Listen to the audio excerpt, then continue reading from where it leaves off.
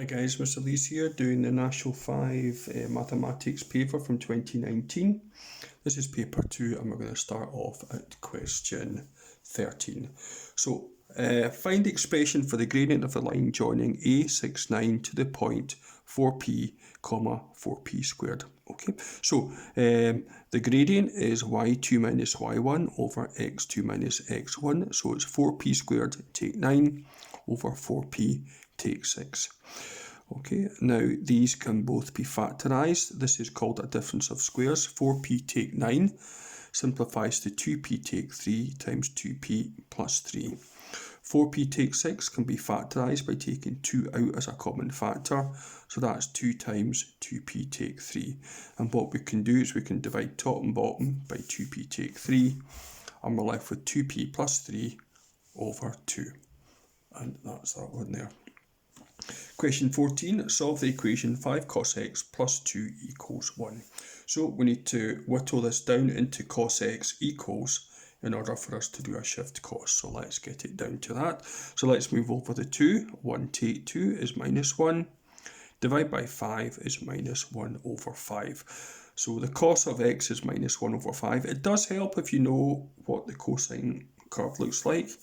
Starts off there, crosses at 90, goes down to minus 1 at 180, crosses back at 270, and back up to 1 at 360 there. So for cos x to be minus a fifth, I'd expect an answer just over past 90, and correspondingly just this side of 270. So let's do a shift cos of minus a fifth to see what we get. Well, you can probably see it there, but anyway, shift cos minus 1 over 5. Close it, and of course you probably saw it resetting to go 101 for 0.536 or 101.5 does us fine. So that's the one on the other side of 90. The corresponding one is coming back in from 360.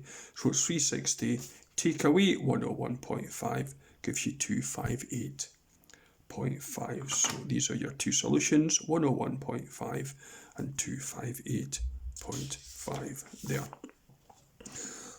Okay, question 15 is algebraic fractions. So you have to write 4 over x take 2 take 3 over x plus 5 as a single fraction. Can I just point out, for those of you a wee bit unsure, this means that x is not allowed to be 2. Because 2 take 2 would give you 0, you're not allowed to divide by 0. X is not allowed to be minus 5, because minus 5 add 5 gives you 0. And you're not allowed to have 0, as I said before. So you can basically ignore this if you wondered what that had to do with the sum. Okay, so let's actually get on with it. So 4 over x take 2 take 3 over x plus 5. So you multiply this fraction, top and bottom, by that, by just writing x plus 5 there. Take away and you multiply this fraction top and bottom by x take 2. So you can see the x take 2 there, okay?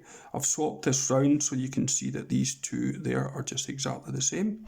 So we now have a common factor of x take 2 times x plus 5. That allows us to write 4, x plus 5 take 3, x take 2 there. So we normally just tidy up the top line. So this gives you 4x plus 20, take 3x plus 6. There we have it there. Tidy up the top line. 4x take 3x gives you x plus 20 plus 6 plus 26 over the common denominator of x take 2 times x plus 5. Okay, and let's just do question 16, where we have to simplify. A to the power of 4 times 3a over the square root of a. Okay, so written a little bit bigger, just as you can see it a bit more clearly. So, right, 3a means 3 times a to the power of 1. The square root of a means a to the power of a half.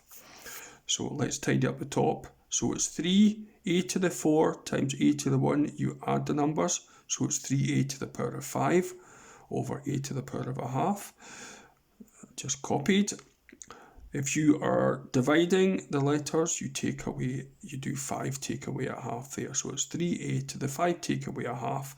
So it's 3 times a to the 4.5. They would probably want that written as an improper fraction. 2 4s are 8 and 1 is 9. So it's 3a to the 9 over 2. And that's that one done.